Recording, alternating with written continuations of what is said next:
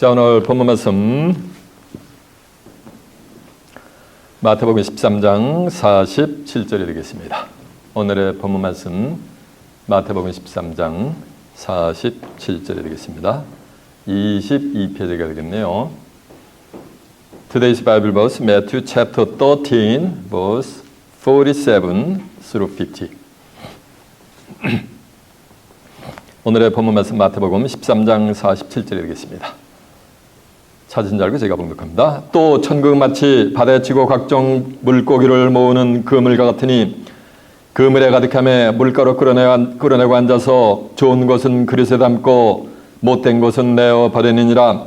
세상 끝에도 이러하리라. 천사들이 와서 의인 중에서 악인을 갈라내어 풀무불에 던져 넣으리니 거기서 울며 이를 갈미 있으리라.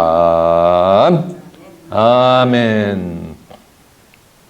자, 마태복음 13장 47절에서 50절까지 봉독을 해드렸습니다. 오늘은 본문 말씀을 토대로 고기 잡는 그물로 비유한 천국, 이런 제목으로 말씀을 증거해 드리도록 하겠습니다. 자, 좀 하셨습니다. 마태복음 13장 47절에서 50절의 말씀을 통해서 고기 잡는 그물로 비유한 천국, 이런 제목으로 말씀을 증거해 드리도록 하겠습니다. 자, 지금 하셨습니다. 이 성경은 우리를 천국으로 인도하는 뭐냐면 매뉴얼과 같은 거예요. 성경이 뭐라고요? 우리를 천국으로 인도하는 뭐야? 매뉴얼과 같은 거예요. 왜냐하면은 요한복음 5장 39절에 보면 너희가 성경에서 영생을 얻는 줄 알고 이 성경을 상고하거니와 이 성경이고 내게 대해서 증거하는 것이니라 그랬어요. 성경 전체는 예수님을 증거하는 줄로 믿습니다. 성경 전체는 예수님을 증거하는데 요한복음 14장 6절에 보면 내가 곧 길이요 진리요 생명이니 나로 말미암지 않고는 아버지께로 올 자가 없느니라라고 했어요. 예수를 통하지 않고는 아버지께로 올 자가 없는데 성경 전체가 누구요? 예수님을 증거하니까 성경을 통해서 뭐가 되는가? 아버지께로 가는 거지. 아버지가 어디 계세요? 예, 하늘나라. 그걸 한자로 표현하면 두 자인데 맞아, 그게 천국이에요. 하늘 천자 나라 국자 해가지고 하나님은 천국에 계신 줄 믿습니다. 예, 하늘나라에 계신 줄 믿습니다. 그래서 마태복음 6장 9절에 보면 하늘에 계신 우리 아버지요 이름이 거룩히 여김을 받으시옵시며 나라에 임합시며 했잖아요.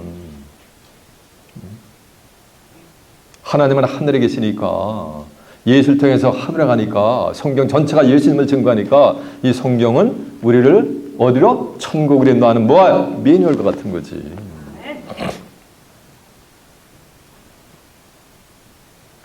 이 성경은 요한복음 4장 24절에 보면 영으로 하나님은 영이시니 예배하는 자가 신령과 진정으로 예배할지니라 라고 해서 영으로 임재하시는 하나님께서 인간을 구원해 내고자 하는 구원사역의 약속 문서요. 성경을 그것을 문서화시킨 약속 문서가 성경이요. 이해가 되세요? 인간을 내가 이런 방법으로 이렇게 구원해 내겠다라고 하는 하늘의 뜻을 뭐하니까 인간의 언어를 빌어가지고서 기록을 한 거예요. 이해가 되세요? 근데 하나님이 인간의 언어를 빌어가지고서 성경을 기록할 때 성경을 기록한 비밀이 있단 말이에요. 성경을 기록한 몇 가지 비밀이 있단 말이에요. 그걸 모르고 성경은 수백 번, 수억만 번 읽어본다 해서 억천만 번 읽어본다 해서 성경을 알 수 있는 게 아니요. 그렇게 아무리 읽어봐도 그건 수박 겉핥기요. 수박이 있는데 수박을 죽을 때까지 겉을 핥아보세요. 그리고 죽어. 그러면 수박 맛을 알 수 있나요? 없나요? 없는 이치와 같은 거예요. 수박을 딱 잘라가지고 안에 있는 그 수박의 맛을 보면은 뭐가 되는 거야? 단 한 번의 수박 맛을 크리스털 클리어하게 알 수 있는 이치와 같은 거예요. 계시록 5장 1절에 이 성경이 안팎으로 기록이 되어 있어요. 보좌 앉으신 이의 오른손에 책이 있는데 안팎으로 기록이 됐고 일곱인으로 봉해놨단 말이에요. 이게 봉해져 있습니까? 누구나가 다 읽을 수 있어요. 근데 아무리 읽어봐도 의미를 알 수가 없어. 의미를 알 수가 없으면 그건 뭐 봉해져 있는 거나 지인배가 없는 거지. 성경은 모든 기독교인들, 타종교인들, 심지어는 불신자들도 다 읽을 수가 있어요. 그래서 아, 성경에 이런 내용이 기록이 되어 있구나 라는 것은 뭐가 되니까 커테글이요. 수박 껍데기 같이 그 겉에 걸 억만 번 읽어봐도 하늘의 뜻을 알 수가. 말씀이 하나님이고 말씀이 예수요. 요한복음 1장 1절에만 태초에 말씀이 계시라 이 말씀이 하나님과 함께 계시니 이 말씀은 곧 하나님이라 그랬고 요한복음 1장 14절에 보면 말씀이 육신화가 됐다 그랬어요. 성경 전체는 예수님을 증거하고. 그러니까 그 겉에 글은 9만 번 읽어봐도 하나님이 어떤 분인지 예수님이 어떤 분인지를 알 수가 있다 없다? 예, 없는 거요. 그 겉에 글이 오늘날 기독교계를 전부 2000년 동안 겉에 것만 알고 있었던 거는 인류가. 이해가 되세요? 그래서 알 수가 없는 거예요. 하나님이 어떤 분인지 예수님이 어떤 분인지 하나님의 인간을 어떻게 구원해 나가는지 아무도 몰라요. 예수님 보혈패가 죄산 받아 천국 간다. 이거밖에 몰라. 신묘막측하게 기독교 2000년 동안 성경을 몰라요. 목회자들도 몰라요. 왜? 종은 주인한 것을 알지 못한다 그랬거든요. 영안의 눈을 전부 가려놔서 성경을 아무도 모르게 하나님이 해놓으셨어요. 때가 돼야지 나타나는 거예요. 성경은 인간이 머리를 조아리게 연구를 한다 해서 성경이 풀리는 게 아니고 정한 때가 돼야지. 전도 3장처럼 천하의 범사에 기하니까 목적을 이루면 때가 있다 그랬잖아요. 때가 되면은 연구를 안 해도 술술술 풀리게 돼 있는 거예요. 여러분 조선시대 아이폰 같은 거 이런 것을 사용하는 시대가 온다라 보세요. 그거 제명에 못 주고 2단 3단이 2만단이 아니고 학생 무민한 데다 가지고 그냥 곤장 태생에 맞아 죽어요. 예. 비행기가 세부치가 하루에 대륙과 대륙을 갔다가 수백 명씩 들고서 공중을 날아간다 이러면서 이동한다. 그런 세계가 올 거다라고 얘기해 보세요. 사회를 혼란시키는 자라 가지고 맞아 죽어버려요. 계시록 22장 10절에 보면 이측에 예언한 말씀 임봉하지 말라. 왜냐하면 때가 뭐니까 가까운 이랬어요. 때가 가까우면 임봉하지 말라는 게 다 알게 된다는 거예요. 다 알려준다는 거예요. 지금 이곳에서는 창세기부터 계시록까지 성경의 모든 비밀의 말씀을 뭐니까 무불통질해 나누잖아요. 그러니까 뭐가 가까우는가? 지금 천국 들어갈 수 있는 천국에 들어가는 때가 뭐니까 빅슈먼거스 자인스텝으로 지금 인류에게 다가오고 있는데 80억의 인류가 캄캄무소식이에요. 아무도 몰라 그걸. 소수의 신뢰인들만 알아요. 이 성경은 하나님이 성경을 기록을 할 때 몇 가지 기록된 비밀이 있단 말이에요. 그 중에 하나가 뭐냐면 성경은 비유와 비사로 기록이 되어 있어요. 호세아 12장 10절에 보면 내가 여러 선지자에게 말하였고 이상을 많이 보였으며 선지자들을 빙자하여 비유를 베풀었다 그랬어요. 하나님도 선지자들 빙자하여 비유를 베풀고 마태복음 13장 34절에 보면 예수께서 이 모든 말씀을 비유로 말씀하시고 비유가 아니면 아무 말씀도 하지 아니하시느니라서 예수님도 전체가 뭐니까 다 비유로 다 말씀하신 거예요. 그러나 요한복음 16장 25절에 보면 때가 이르면 다시는 내가 너희에게 비유와 비사를 하지 않고 아버지에 대한 것을 밝힐러 주신다고 한 줄로 믿습니다. 때가 되면 뭐가 되는가? 비유가 아니고 겉에 글이 아니고 안에 걸 실상으로 전부 성경을 일러준다는 얘기요. 이해가 되세요? 비유는 실상이 아니요. 억만 번 비유 들어본들 실상을 알 수가 없어요. 수박 겉에의 껍질 죽을 때까지 맡아본들 수박 맛 알 수 있어요? 없어요? 없는 이치와 같은 거예요. 감 맛이 어떤 맛인지 모르는 사람이 있어요. 그래가지고 감 맛이 어떤 건지 아무리 감을 먹어보자는 사람들한테 설명을 해줘 보세요.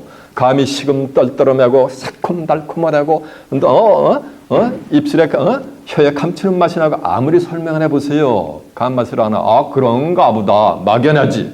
그죠? 늦가을이 돼가지고 감 홍시가라도 감을 딱 따가지고 야 이게 감이야 먹어봐 하면은 딱 감 맛을 보면은 감 맛을 어떻게 해요? 크리스탈 클리어가 알 수 있죠. 감 맛을 본 사람한테 야 감 맛은 이런 것이다 시금탈탈하게 설명할 필요가 있어요? 없어요? 없죠. 이미 알고 있는데 실상을 알고 있는데 이와 같은 거예요. 비유는 실상과 가장 같은 것을 들어 설명했지만은 그 비유 자체는 죽었다 깨어나도 실상이 될 수가 있다 없다? 없는 거예요. 이를테면은 요한복음 1장 29절은 보라 세상죄를 지고 하는 하나님의 뭐래? 어린 양이로다 그래요. 예수님한테. 그런게 하면 이사 55장 12절에 보면 큰 산과 작은 산의 노래를 받을 때 나무들이 손뼉을 친대. 산이 노래를 할 수 있어요? 나무들이 손뼉을 친다는 얘기는 나무가 뭐가 있다는 거야? 손이 있다는 거예요. 에스겔 6장 3절은 이스라엘 산들아 주 여호와의 말씀을 들을지어다 라고 한단 말이에요. 산이 어떻게 하나님의 말씀을 듣습니까? 하나님의 말씀을 들으려면 산이 뭐가 있어야 되는 거야? 귀가 있어야 되는 거 아니요.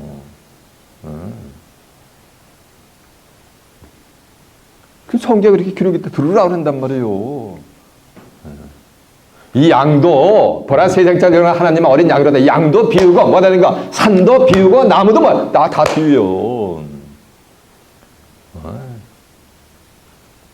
마태복음 7장 6절에 보면 거룩한 것을 계획에 두지 말고 진주를 뒤에 제기지 말래. 거룩한 것을 계획에 두지 말라는 얘기는 거룩한 것도 비우고 개도 비우고 진주도 비우고 진주를 뒤에 제기지 말라. 진주도 비우고 뭐 내가 돼지도 다 비우요. 비워. 이렇게 성경에 기록이 돼 있어요. 그 비유가 때가 되면은 실상으로 드러나는 거예요. 실상으로 드러나면 산은 뭐고 나무는 뭐고 양은 뭐고 이런 것이 말인가 실상으로 드러날 때가 있다는 거. 진주는 뭐고 개는 뭐고 돼지는 뭐고 이런 게 말이야 실상으로 드러날 때가 있다는 거예요. 실상을 알면은 더 이상 설명이 필요하다?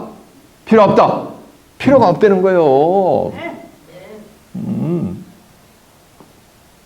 오늘 본문도 마찬가지요. 설교 제목은 뭐요? 고기 잡는 그물을 비유한 뭐라니까? 천국이란 말이에요. 천국을 고기를 잡는 것으로 뭐라니까? 비유로 해서 설명했다는 얘기요. 그 비유의 말씀 2000년 동안 들어왔단 말이에요. 오고는 세대의 기독자들이. 그러나 본문 말씀을 통해서 실상으로 안 자가 있었다 없었다? 없었어. 2000년 동안. 지금 정한 때가 더 소수의 실로 무리들만 이 비밀을 알고 있단 말이에요. 과연 하나님을 믿는다고 예수님 믿는다고 하는데 과연 어떤 자가 풀무불에 던져져 가지고서 슬피 울며 이를 갈까? 이를 가는 자들이 있는가 하면 또한 어떤 자들은 만약에 하나님의 나라를 살아서 유업받아 그곳에서 하나님과 예수 그리스도와 함께 영생 복락을 누리는가 라는 것이 오늘 본문 속에 전부 안에 글을 감춰놨어요. 그걸 문자적이라면 알아왔지 본문을 읽어보고 누구나가 다 아는 내용이요. 어떤 사람은 또 암송까지 해요. 그래도 그 의미를 안에 글은 알 수가 있다 없다? 수박 겉핥듯이 겉에 글만 핥아왔던 거예요. 2000년 동안. 그 안에 글을 제가 증거를 해가지고 실상으로 천국에 가는 비밀을 확실하게 까줄 때 여러분은 천국에 가는 확실한 맛을 밝히 깨우쳐 맞는 복된 자들이 되시길 바랍니다. 그래 하나님의 나라를 넉넉히 입상하는 귀한 축복을 받는 자들이 되시길 바랍니다. 자 이제 본문 한번 가봅니다. 본문이 어딥니까? 맞아요. 마태복음 13장 47절이요. 천국은 마치 바다에 치고 각종 물고기를 모으는 그물과 같으니 또 천국은 마치 바다에 치고 각종 물고기를 모으는 그물과 같으니 여기서 주어가 뭐예요? 천국은이죠. 우리 중고등학교 때 국어 시간에 배웠잖아요. 은는 이가가 붙으면 뭐다? 서브젝트다. 주어다 그랬잖아요. 그럼 오늘 본문의 내용은 뭐를 설명하는가? 천국을 설명하는데 각종 바다에 치고 물고기를 모으는 그물과 같다는 얘기가 뭐가? 천국이. 이 말씀 듣고 천국이 어떤 것인지 이해할 수 있는 분 손 한번 들어보세요. 네? 천국은 마치 바다에 그물을 치고 각종 물고기를 모으는 그물과 같대. 그 말씀 듣고서 천국이 어떤지 이해가 되는 사람 손 한번 들어보라는 거예요. 이게 뭐라는 말씀이야? 이게 비유요. 바다도 비우고 물고기도 비우고 그물도 뭐라는 얘기야? 그물도 비우라는 거예요. 이해가 되세요? 그럼 성경에서 말하는 바다는 뭐냐는 거예요. 바다는 시, 오션을 얘기하는 게 아니야. 이 바다 중심은 하나님이 바다 중심에 계셔야 되는 거예요. 근데 에스겔 28장 2절에 보면 두로왕, 고대에 있었던 두로왕을 빙자해서 얘기하는 거예요. 두로왕으로 비유된 사단의 새끼가 하나님의 자리 바다 중심에 앉아가지고 자기를 보여서 뭐냐가 신이라 나는 신이다 하는 자가 출현할 거예요. 세상 끝날이 되면은 누가 두로왕으로 비유다녀 사단의 새끼가 하나님의 자리 바다 중심에 앉아가지고 나는 뭐라는가? 신이라는 거예요. 하나님의 자리 바다 중심이니까 바다 중심은 누구 자리요? 누가 앉으셔야 되는 거야? 하나님이 앉으셔야 되는데 그런 마귀 새끼가 앉고서 하나님의 자리 바다 중심에 앉아 내가 신이다 이 짓거리 하는 거예요.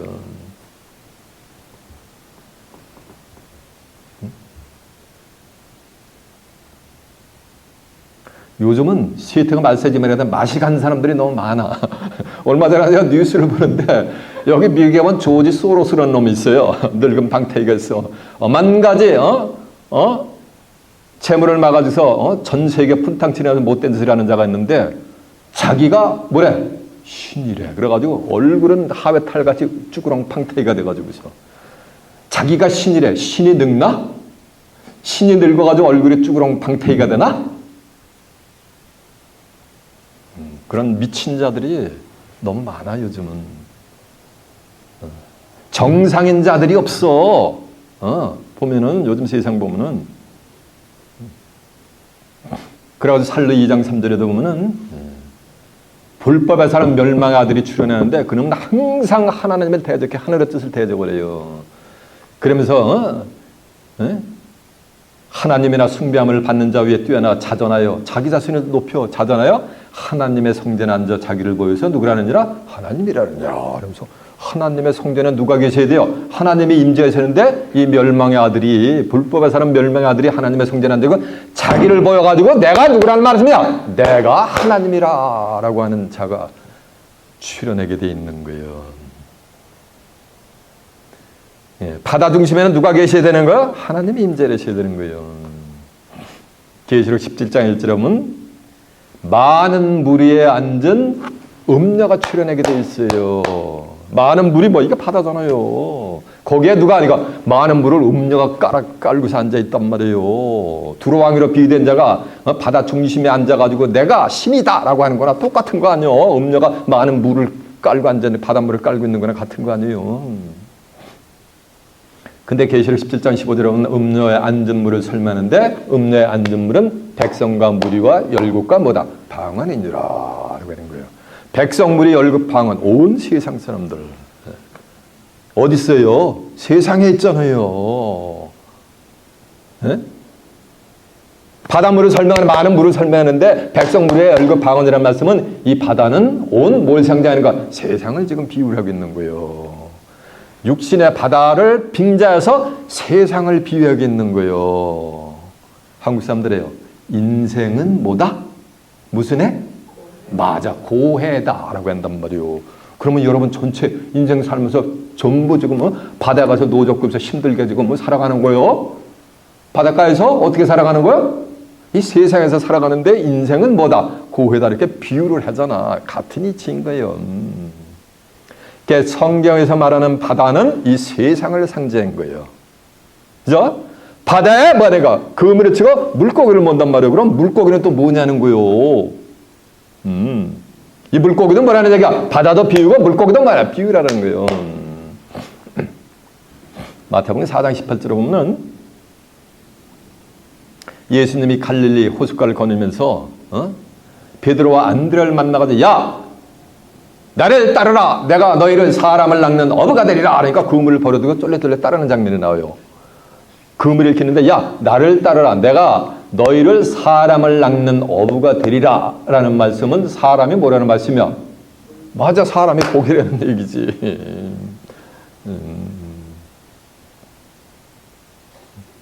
사람을 지금 뭐를 비유하고 있는 거야? 고기를 비유하고 있는 거예요.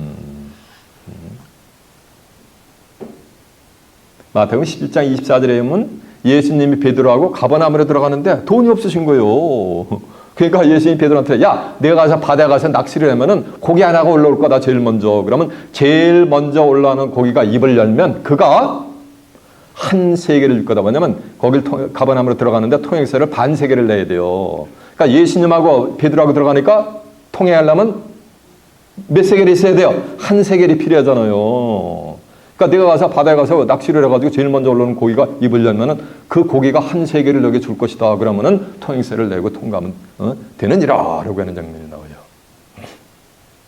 이해가 됐어요? 베드로가 낚시를 해가지고 고기를 잡으니까 고기가 한 세계를 주워버리는 거. 그래가지고 한 세계를 통행세를 내고 통행했다는 얘기요. 그게 뭐라는 말씀이야? 그게 비유요. 바다도 비유고 고기도 비유고 낚시도 비유고 제가 낚시꾼요. 요즘은 이제 제 설교를 여러분만 20년 동안 듣고 있다가 이제 요거를 뭐 하는가 온라인에 지금 올리고 있단 말이야. 유튜브에. 그게 뭘 지금 드려온 거야? 이 세상의 바다에 뭐니까 낚시를 제가 드려온 거예요. 낚시로 잡아올린 그 한 고기가 한 세계를 줬다는 얘기는 베드로가 복음을 전대가지고 감동을 받아가지고 말이니까 헌금을 한 걸 가지고 그 헌금을 한 세계를 가지고 말이니까 통행세를 내고 통행했다는 얘기요. 누가복음 5장 1절에도 보면은 베드로는 뭐 어비요 밤새도록 고기를 다루는데 고기를 한 마리도 못 잡은 거요. 그러니까 예수님이 야 깊은 물에 가서 던지라. 그러니까 내가 밤새도록 이렇게 나는 원래 본업이 어부인데 피셔맨인데 밤새도록 내가 그 물에 내렸어도 한 마리도 못 잡았는데 주님의 말씀하는 그 말씀에 의지해서 내가 한번 내려버리다 하고 해서 딱 켜가지고 깊은 물에 가 던지니까 그 물이 찢어질 정도로 그냥 고기가 가득 채우는 거예요. 그래가지고 그 물을 건져 올릴 수가 없어요. 그래가지고 베드로와 안드레의 동업자가 있었어. 피시 동업자. 그게 누군지 아세요? 그게 야고보하고 요한이요. 동업자의 도움을 청해가지고 쫙 걷어올리니까 그냥 배가 가라앉을 정도로 그렇게 많이 잡힌 거예요. 그러니까 나는 죄인으로서이다 나를 떠나소서라고 하니까 야 이제부터는 내가 사람을 취하리라 하고 있는 거예요. 그러니까 고기를 지금 뭐를 비유하고 있는 거예요? 사람을 비유하고 있는 거예요. 그래서 베드로는 사도행전 2장 41절은 불같은 성령을 받아가지고서 일장연설을 해보니까 하루에 3,000명씩 회개를 하고 예수님께로 돌아온단 말이에요. 일장연설 한 편에 3,000명씩 뭐 하나 낚여가지고 전부 그리스도에게로 돌아오는 장면이 있단 말이에요. 이해가 되세요?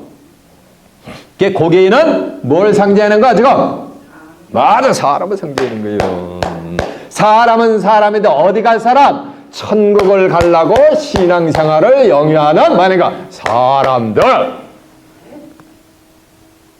고기가 어디 가득했어요? 그물에 가득 gat았잖아요. 그러면 천국에 가려고 신앙생활하는 사람들 어디 있어요? 불교에 있나? 모슬렘교에 있나? 따오이즘 숭배하는 데 있나? 어디 있어요? 기독교계에 있지. 그래서 이 그물은 오늘날의 교회 기독교계로 보면 되는 거예요. 이해가 되세요? 천국은 바다에 치고 이 세상에다 그물을 치고서 그냥 물고기가 각 종자야. 종자를 띈 물고기요. 장로교, 침례교, 비유적인 장로교, 침례교, 감리교, 성교교, 여호와의 증인, 제7일 안식교 뭐 이렇게 해가지고 각 교단마다 말이니까 종자를 띈단 말이요. 거기서 물고기를 모으는 거라 가지고 그물이 가득 채우는 거예요. 이해가 되세요? 보세요. 보면 다시 한번 가보세요. 이제 눈이 확 열릴 거예요. 이제 천국은 마치 바다에 치고 각종 물고기를 모으는 그물과 같으니 그물에 가득함에 물가로 끌어내고 앉아서 좋은 것은 그릇에 담고 못된 것은 내어 버리느니라라고 한 줄로 믿습니다. 한두 곳에 증거 연구를 한번 확인해 보고 갈까? 네, 확인해 봅시다. 에스겔서 28장 2절이 몇 편이냐면요.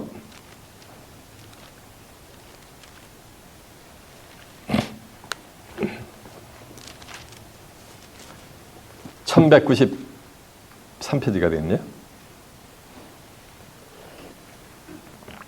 2절 한번 가보세요. 에스겔 9장 2절 Ezekiel chapter 28 verse 2.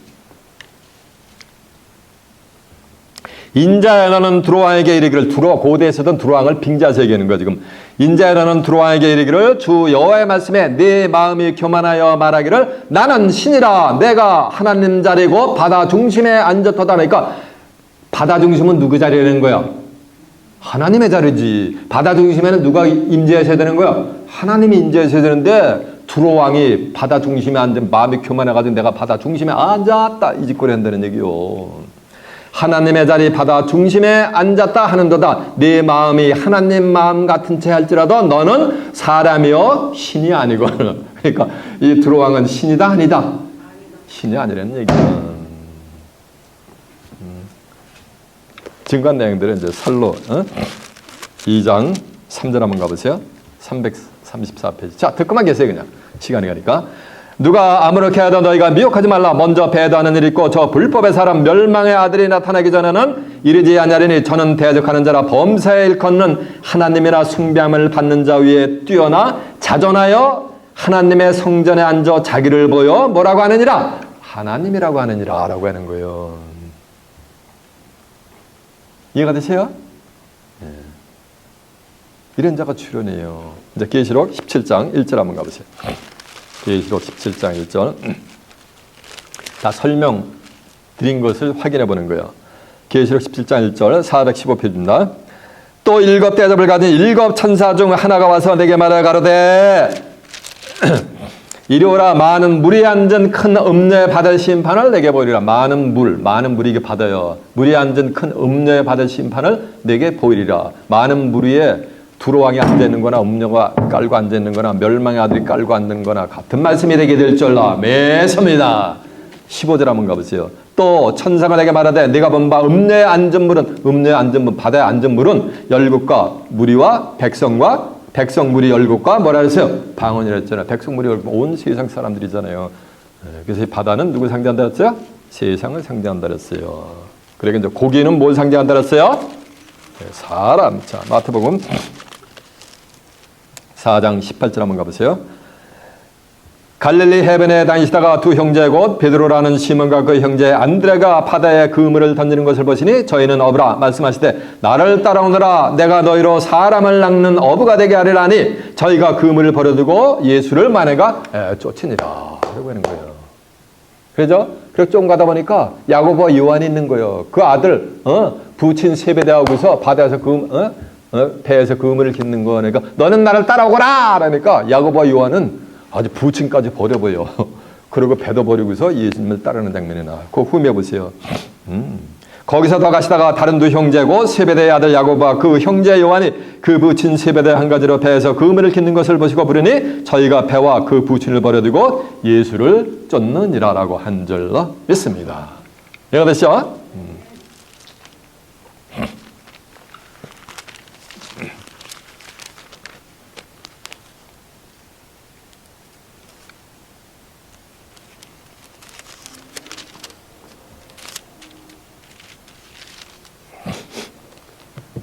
자, 들어보세요. 누가복음 5장 1절이요. 무리가 오야 하나님의 말씀을 들을새 예수께서 게네사렛 호숫가에 서서 호숫가에 두 배가 있는 것을 보시니 어부들은 배에서 나와서 그물을 씻는지라. 예수께서 한 배에 오르시니 그 배는 시몬의 배라. 시몬 베드로의 배라니까 육지에서 조금 뛰기를 청하시고 앉으사 배에서 물을 가르치더니 말씀하시고 시몬에게 이르시되 깊은 데로 가서 그물을 내어 고기를 잡으라. 시몬이 대답해 가로되 선생님이여 우리가 밤이 맞도록 수고를 했을 때 얻은 것이 없었지만은 말씀에 의하여 내가 그물을 내리려다 하고 그리한즉 고기가 애운 것이 심히 많아 그물이 찢어지는지라. 이에 다른 배에 있는 동물을 손짓하여 와서 도와달라니 저희가 와서 두 배에 채움에 잠기게 되었더라. 시몬 베드로가 이를 보고 예수의 무릎 아래 엎드려 가로되 주여 나를 떠나소서 나는 죄인으로소이다 하니 이는 자기와 그와 함께 있는 모든 사람이 고기 잡힌 것을 인하여 놀라고 세베대의 아들로서 시몬의 동업자인 그러니까 세베대 아들 시몬의 동업자인 야고보와 요한도 놀랐더라. 그러니까 야고보 요한은 베드로하고 뭐야 된가? 휘시 어업 동업자였지. 예수께서 시몬 베드로에게 일러 가르쳤을 무서워 말라. 이제 후로는 내가 무릎을 취하리라. 사람을 취하라 했죠. 사람을 취하라 했죠. 이거 했죠?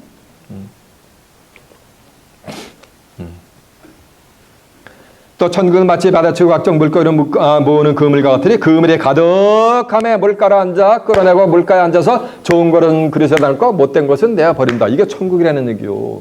이거 이 말씀 듣고서 천국이 이해가 가느냐는 거예요. 감지가 되느냐는 거예요. 왜? 이게 전부 뭐기 때문에? 비유기 때문에 알 수가 없었던 거예요. 그래가지고 바다에서 각종 물고기를 잡는데 그물에 가득 가득한 거예요. 그물에 가득했다는 얘기는 그물은 뭐를 상징한다 그랬어요? 교회, 기독교를 상징한다 그랬잖아요. 마태복음 22장 1절에 보면은 천국을 설명했는데 아들을 위한 혼인잔치를 베푼 임금이를 비유를 해요. 그래가지고 혼인잔치 준비를 해가지고 청한 사람들을 다 오라고 종들을 보내니까 그들이 오기를 싫어하는 거예요.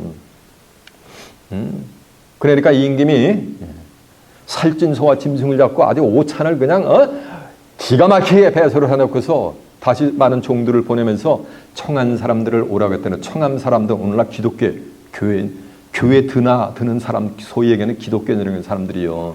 청한 사람들을 오라고 하니까 그 혼인잔치가 아들을 위한 혼인잔치가 뭐냐면 계시록의 19장 7절에 가면 이제 출현하게 돼요. 실상으로.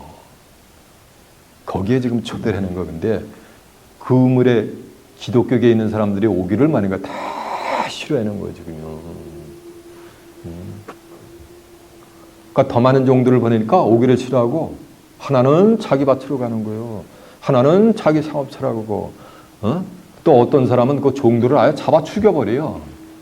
그러니까 임금이 놓여가지고 힘이 놓여가지고 그 동네를 불사르고 아주 진멸을 하는 장면이 나와요. 그러면서 종들에게 이르시되 너희는 가서 사거리에 가서 만약에 탁 치는 대로 악한 자나 선한 자나 탁 치는 대로 들어다가 갖다 사람을 채우려는 거예요. 그러니까 종들이 와가지고 선한 자나 악한 자나 전부 데려다가 속된 편의로 한국말로 속된 편의로 얘기하면 의댕이 따댕이 갖다 다 그냥 끌어다 놓은 거예요. 그러니까 손이 가득한 거예요. 그러니까 이 임금이 하나님이요. 아들은 예수님이고 예수님의 혼인잔치니까 초대를 한다는 거예요. 그러니까 손이 가득한 거예요. 꽉 들어찬 거예요. 그러니까 이 임금이 딱 보니까 한 친구가 있는데 예복을 입지 않은 친구가 있어요. 그러니까 친구야 어찌 예복을 입지 않았느냐 그러니까 그가 유구무원인 거예요. 그러니까 임금이 사람들에게 이르되 이 자를 결박해가지고서 바깥 어두운 데 내어 던지라. 거기서 술 피울며 이를 갈미 있으리라. 오늘 본문에 보면 못된 고기들은 술 피울며 불못불에서 이를 갈미 있단 말이에요. 근데 예복을 입지 않은 자들도 바깥 어두운 데 쫓겨나가지고 술 피울며 말하니까 이를 갈게 되는 거예요. 그러면서 뭐라는지 아세요? 이와 같이 청함을 받은 사람들은 많되 택함을 받은 자는 적으니라라고 한 줄로 매섭니다. 청함을 받은 사람 많다는 거예요. 교회로 기독교로 예수 믿으라고 예수 믿어야 천국 갑니다. 예수 안 믿으면 지옥 갑니다. 라고 청함을 받았단 말이에요. 그래가지고 20억의 인구로 기독교인이라는 사람들이 지금 탄생이 됐단 말이에요. 그 청함 받은 사람들 다 천국 가는 거 아니고 거기서 누구만 택함 받은 자들만 천국에 간다는 얘기요. 예복을 입지 않은 자들은 전부 뭐가 되는 거야? 다 바깥 어두운 데로 킥아웃이 돼버려요. 쫓겨나가서 술 피우면 이를 간다는 얘기는 뭐냐는 거? 억울하니까 이를 거지. 그렇게 신앙생활하고 돈 바쳐 시간 바쳐 오만 가지 평생을 바쳐가지고 신앙생활을 가지고 하나님의 나라를 유업으로 받으려는데 풀못 불려 들어가지고 위핑에 내생하게 되니까 이를 갈게 되는 거 아니야. 그물에 가득하면 좋은 것은 뭐든가 그리스도 안고 못된 것은 뭐가 되는가? 내어버리는 거니까. 그러니까 좋은 물고기는 뭐라는 거? 물고기 사람이니까 좋은 물고기는 뭐가 되는 거야? 예복을 입은 자지. 그죠? 말씀으로 예복을 입은 자요. 세상 끝날에도 어린 양이 하나도 세마포 예복을 입게 돼 있어요. 계시록 22장 19절 하면 이 책의 예언의 말씀에 죄악을 하면 누구든지 이 책의 예언의 말씀에 죄악을 하면 하나님의 이 책에 이르던 생명나무 및 거룩한 성에 참여함을 뭐하느니까 죄하여 버린다 그랬어요. 누구는 예복을 입지 않은 자들은 택함 받은 자들만 예복을 입게 돼 있어요. 청함 받은 자들은 예복을 입지 않은 거예요. 이해가 되십니까? 예복을 입지 않았다는 얘기가 한마디로 쉽게 얘기하면 성경을 안다 모른다. 성경을 모른다는 거야. 문자만 아는 거야. 문자도 사실 몰라. 예수님 5, 60년, 7, 80년에도 성경 문자도 사실 몰라. 무슨 내용이 기록이 되는지. 그게 오늘날 기독교인들의 신앙의 현 주소야. 이해가 되십니까?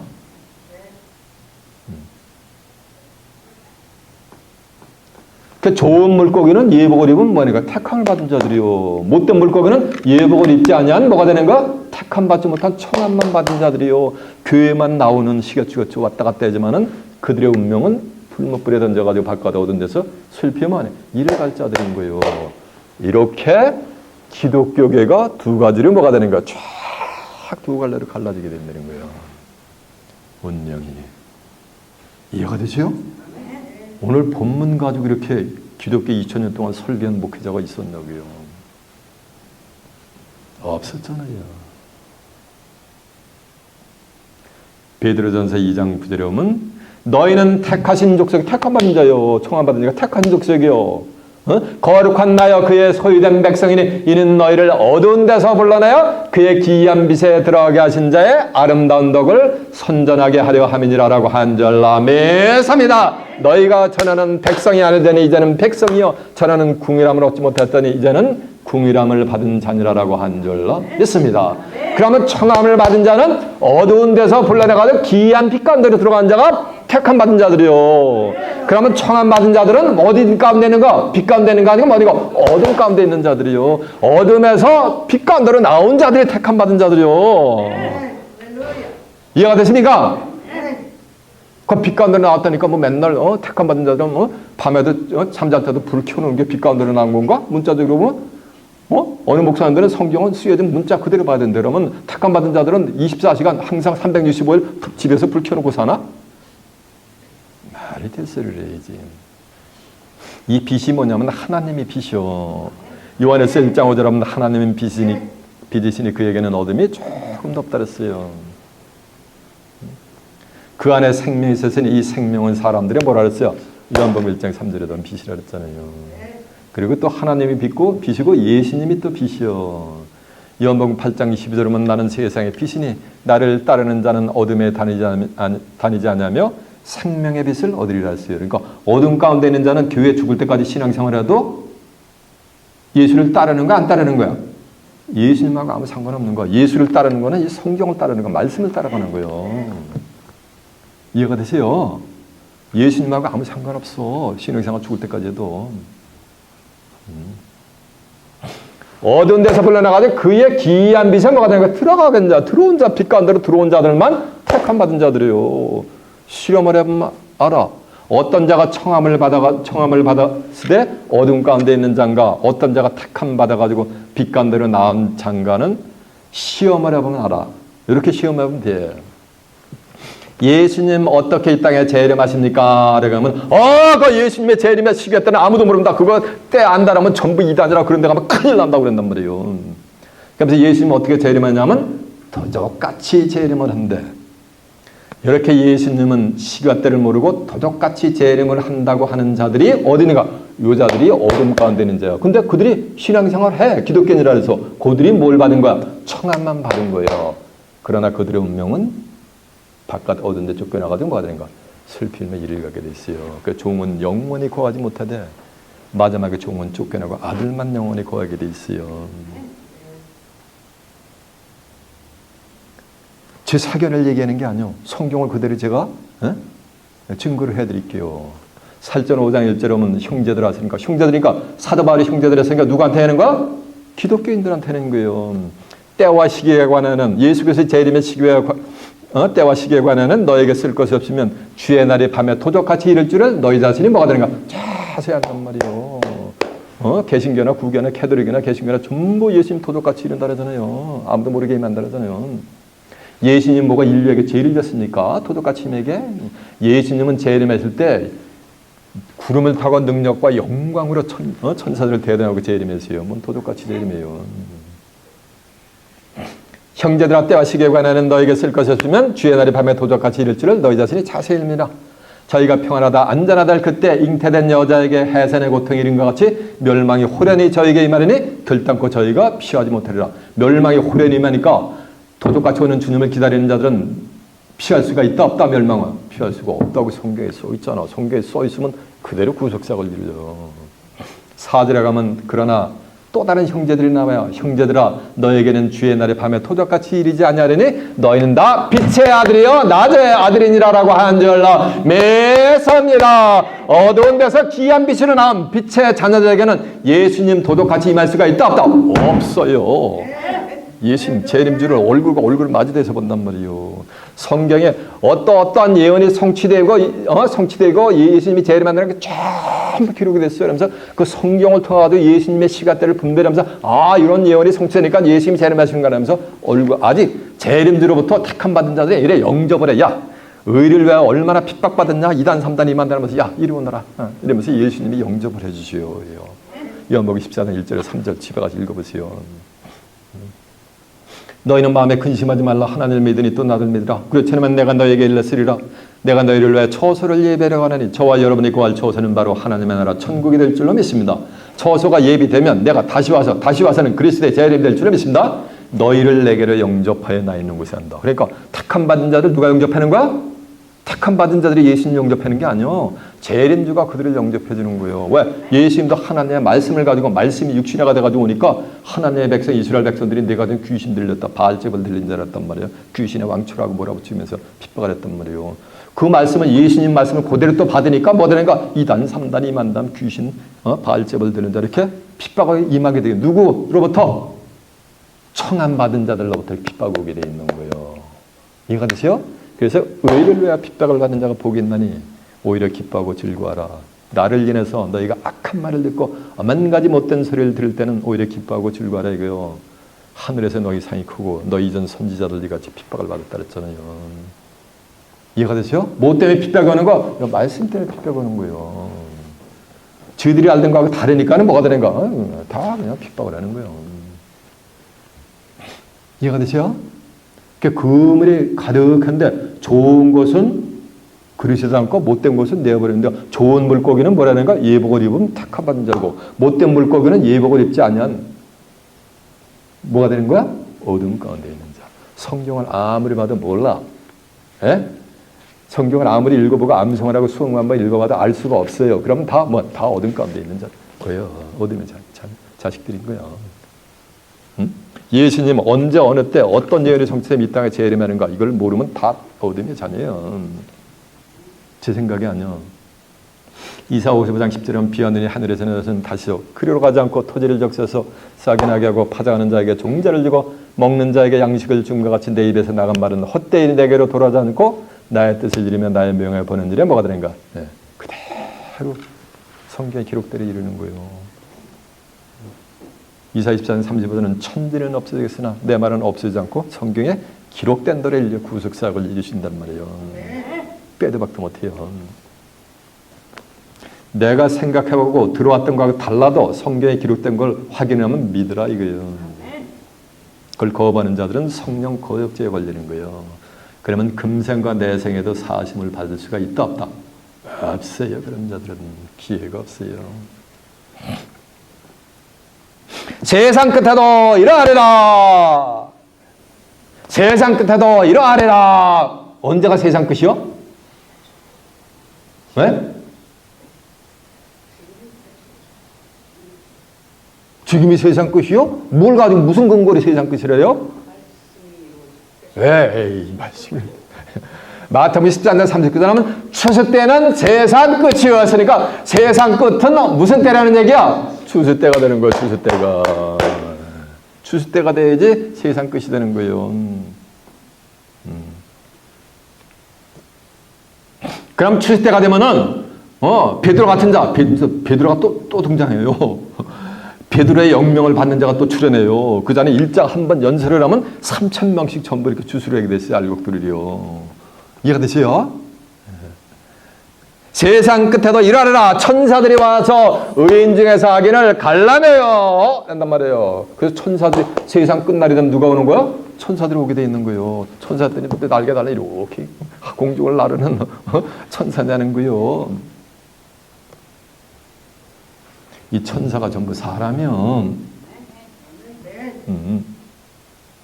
마태복음 13장 37절에 이런 말씀이 있어요. 좋은 씨를 뿌리는 자는 인자야 밭은 세상이여 좋은 씨는 천국의 아들들이여 가라지는 악한 자의 아들들이며 주세 때는 세상 끝이여 주석권은 만해가 천사들이니 그가 온 불법을 행해서 넘어지게 하는 자들 전부 풀무불에 던져놓는단 말이에요. 그럼 세상 끝날이 되면 추수꾼이 등장하게 될 줄 믿습니다. 좋은 물고기들을 모으는 추수꾼들이 낚시하는 추수꾼들이 출현하게 될 줄 믿습니다. 그래서 그 낚시꾼 추수꾼들은 택함 받은 자들만 추수해요. 여러분을 제가 이거 메트로폴리탄에서 추수한 거예요. 이해가 되시요?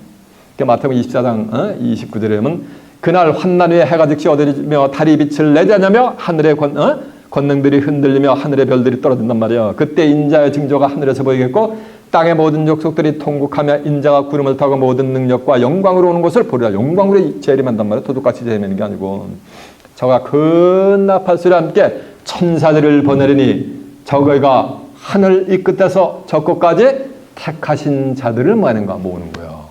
택하신 자들은 전부 어디 있는 거예요? 육신은 땅에 있지만 그 영혼은 어디 있는 거야? 하늘까지 상승이 돼 있어. 그들의 차원이.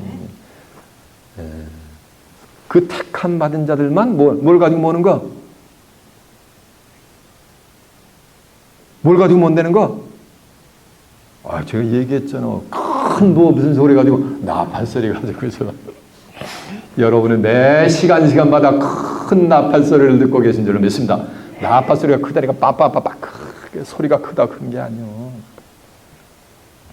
쩌찌가 판사가 당신은 사형하니까 피고가 왜 아니야 나는 제일 진짜가 없어요. 이제 꽉 그래 소리 질러. 판사가 감격을 나가지고 당신 소리 어떤 게 큰 거야? 누구 목소리가 큰 거야? 피고가 아무리 고래고래 소리를 판사 소리가 더 큰 거예요. 큰 나팔 소리라는 건 권세자의 소리. 이 말씀을 하나님의 말씀을 가지고 예수님의 말씀을 가지고 성경을 가지고 선포를 하니까 큰 소리지. 나팔이 분명한 소리를 내지 않으면 누가 전장을 예비하려 했잖아요. 한국 사람들이요. 의미 없는 소리라면 예림아 뭐 하지 말라래요? 왜? 뭐 하지 말라래요? 왜 좀 고사하게 얘기했지. 앞에 하고 개자는 빼고 뭐라래요? 낮에 나팔 불지 마 이러면 했잖아요. 그럼 그 사람의 실상에는 나팔 분 거요? 뭐 한 거야? 의미 없는 헛소리를 하니까 나팔 불지 마 이놈아 하는 거와 같은 이치인 거예요.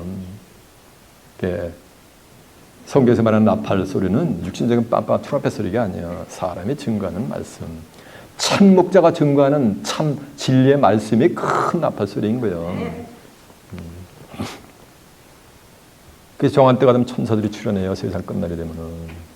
누가복음 10장 1절에 보면 예수님이 70인의 추수꾼을 파송하면서 둘씩 파송하면서 야 추수할 것은 많되 추수할 일꾼이 적으니 추수하는 주인에게 청하여 추수할 일꾼을 좀 더 보내어 주소서 하라고 해서 세상 끝날이 되면 또 70인의 뭐가 되는가? 추수꾼이 또 등장하게 돼 있어요. 70인의 추수꾼만 등장하는 게 아니에요. 호세 6장 21절에 하면 유다여 내 백성의 사로잡힘을 돌이킬 때 내게도 추수할 일을 정하였도다라고 한 줄 믿습니다. 이 말씀은 유다 백성은 전체가 뭐 하는가? 나도 추수꾼의 사명을 받게 되는 거예요. 근데 유다 백성이 뭐 미들리스트는 유다 백성 그 얘기하는 게 아니에요.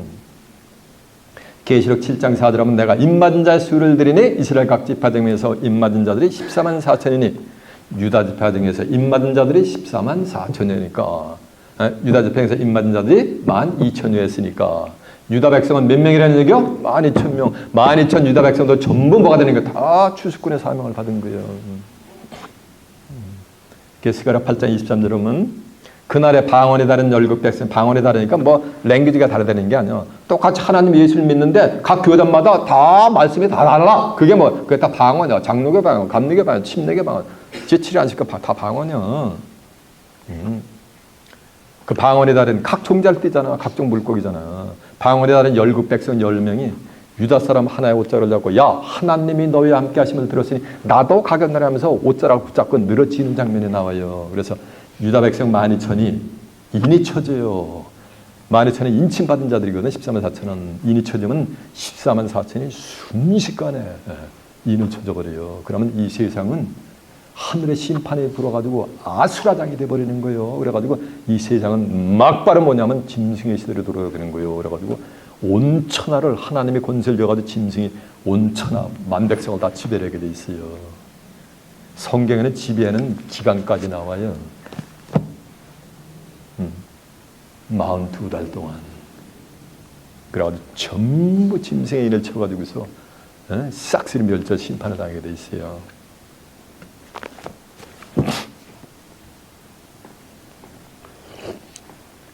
세상 끝에 이르러라 의인 중에서 악인을 갈라내.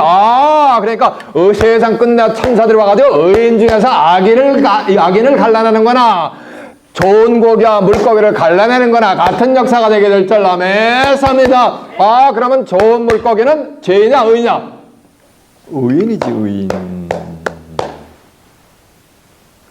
마태복음 25장 보면 예수님이 재림할 때 25장 31절에 보면 예수님이 큰 영광으로 재림하고 영광에 보좌에 앉아가지고 모든 민족을 막아주고서 각각 분별하기를 양과 염소를 분별하는 같이 분별하잖아요. 그래가지고 염소는 왼편에 두고 양은 오른편에 두는데 46절에 그 비유가 어떻게 종결이 되냐면 왼편에 있는 자는 영벌에 들어가고 의인들은 뭐가 되는 거야? 영생에 들어가는 거예요. 그러면 염소 새끼는 뭐가 되는 거야? 의인의 반대는 뭐야? 죄인이고. 양은 뭐가 되는 거야? 염소는 죄인을 비유한 거고 양은 누굴 비유한 거야? 의인을 빙자한 거예요. 의인들은 어디 들어가는 거야? 영생에 들어가는 거예요. 예수 믿고 죽는 게 아니고 영생에 들어가는 거예요. 마태복음 5장 18절에 보면은 19절에 보면은 18절 19절에 보면은 그리스도는 한 번 죽어가지고 한 사람의 순종 찬양으로 많은 사람이 아담의 순종 찬양 많은 사람이 죄인들과 같이 한 사람의 순종하심으로 많은 사람이 뭐가 된다 해서 의인이 된다 했단 말이에요. 예수님이 십자가를 져가지고 전부 의인이 되게 만들었단 말이에요. 베드로전서 3장 18절에 보면 그리스도께서 한 번 죽으사 의인으로서 불의한 자를 대신하였으니 이는 우리를 하나님께로 뭐가 된가? 인도와 천국으로 인도하려는데 다 죄인이래 오늘날. 그리스도는 많은 사람의 죄를 담당하시려고 단번에 들이신 바 되셨고 구원에 이르게 위해서 죄와 상관없이 자기를 바라는 자들에게 두 번째 나타나면 그리스도의 재림이 될 줄 믿습니다. 히브리 9장 28절에 보면 그러면 죄인이라는 자는 재림들을 맞이할 수가 있어요? 없어. 의인들만 맞이하는 거예요. 이들이 좋은 물고기예요. 그럼 못된 물고기는 뭐야? 죄인이냐 의인이냐? 죄인이니까. 그러니까 로마 3장 10절인 것 같이 의인은 없나니 뭐가 되는가? 하나도 없대. 그러면 모두 같이 예수를 믿어도 신앙생활하는 기독교인이라도 의인은 없나니 하나도 없으면 다 죄인이요. 그럼 죄에 있어서 로마서 6장 23절은 뭐니까? 사망이요. 그 못된 물고기는 이런 찬송 불러요. 맞아요. 보배 피를 흘리니 누구 만드셔서? 죄인 만드셔서 이 짓거리 하고 주여 주여 내 말 들으사 죄인 놀라실 때 누구 부르셔서? 날 부르셔서 자 다 같이 한 주간의 죄를 자복하고 경건하게 만군의 주 여호와 아버지 하나님께 예배드리자. 이런 자들이 전부 이게 전부 못된 물고기요. 이런 자들이 전부 죄인이요. 이들이 십자가의 원수의 길로 가는 거야. 이들이 예수의 원수야. 예수님의 빌립보 3장 18절에 보면 내가 여러 번 말하였구나 이제도 눈물을 흘리며 사도바울이 말하느니 여러 사람들의 십자가의 원수의 길로 행하느니라. 저의 마침은 뭐라 그랬어요? 그래서 멸망이잖아. 멸망. 뭐야? 풀무불에 던져가지고 거기서 이를 간 믿는 거야. 예수님은 절규를 하면서 나의 하나님 어찌 나를 버리시나이까? 그러면서 내 뜻대로 하지 마옵시고 아버지의 뜻대로 되기를 원하나이다 하면서 십자가에서 다 피 한 방울을 흘려가면서 다 이뤘다 하면서 운명을 하시면서 인류의 구속사역 죄의 문제를 뭐니까 이사 53장 10절에는 같이 영혼의 속죄제 물려 드려지는데도 의인이 없나니 하나도 없다라면은 예수님 십자가 어떻게 된 거야? 예수님의 십자가의 효력을 무효화시키는 거잖아요. 그들이 못된 고기요, 그들이 염소 새끼들이고, 그들이 죄인들이요, 그들이 어디 있다는 거야? 기독교계에 있다는 거야. 기독교계에. 이해가 되십니까? 그 50절 보니까 풀무불에 던져버리니 거기서 울며 이를 감히 있으리라. 그게 풀무불에 던지는 거예요. 계시록 20장 11절에 보면 사망과 음부도 불못에 14절에 보면 사망과 음부도 불못에 던져오니 이는 둘째 사망 불못이라. 누구든지 생명책에 기록되지 못한 자는 불못에 던져지라. 이게 백보대 심판으로 가는 거예요. 계시록 21장 8절에 보면 두려워하는 자들과 믿지 않은 자들과 살인자들과 우상 숭배자들과 거짓말을 지으는 자는 전부 둘째 사망 뭐냐면 불못으로 가게 돼 있어요. 근데 이제 계시록 19장 20절에 이 짐승과 거짓 선지자들은 이 산채로 유황 불못으로 가는 장면이 나와 성경이야. 산채로 육신을 가지고 유황 불못으로 가. 풀못 뿌리는 거 대장간에 풀물가 새를 담으면 새가 녹아 문드러져. 그렇게 열이 가하단 말이야. 그게 풀못 뿌려 걸리 던져놓는 거요. 이사 40장 7절 하면 하나님 이 백성은 실로 몰아서 풀을 놨어요. 풀못 뿌려 풀 갖다 넣어보세요. 그냥 순식간에 다 없어요. 그렇게 심판이 만드는 거예요. 그러니까 계시록 20장 10절에 보면 마귀 새끼하고 짐승과 거짓 선지자가 쭉 뭘 가냐면 요 둘째 사망 얼가는 거, 요 불못으로 가게 돼 있는 거예요. 예수님이 죄의 문제를 해결하는데 의인은 만에 하나도 없다니까 예수님의 뜻, 하늘의 뜻을 하나님을 뭐 하는 거야? 대적을 하는 거잖아 이게. 이런 자들이 하나님의 자녀가 아니고 어디요? 마귀의 자녀인 거예요. 마귀의 자녀가 어디 있다? 기독교 교회에 있는 거예요. 저 타종교, 저 세상에 불신세계에 있는 게 아니요. 마귀 새끼가 예수님 당시 어디 있어요? 12 제자 속으로 들어와 있었어요. 가룟 유다가 마귀 새끼 했잖아. 요한복음 6장 70절에 보면 너 중에 하나는 마귀라 그랬잖아요.